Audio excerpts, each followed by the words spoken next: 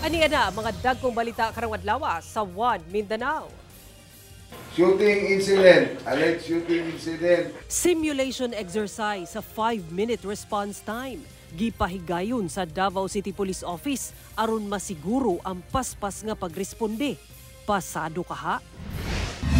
Pipila ka binuhing manok nangamatay samtang gibiyahe ato sa sobrang init sa panahon sa Zamboanga City. PIDEA Region 10, mas pahugtan ang operasyon kontra droga, ilabi na nga high-tech na sab ang mga durugista nga ginapaagi na sa online ang transaksyon. 12 ka oras nga water interruption, ipatuman sa Davao City Water District sa daghang lugar sa Davao City ugma Agosto 1. Og pinakaunang AI laboratory sa mga public school sa nasod giablihan sa Cagayan de Oro City. Mga high school student gitudluan paghimo og drone.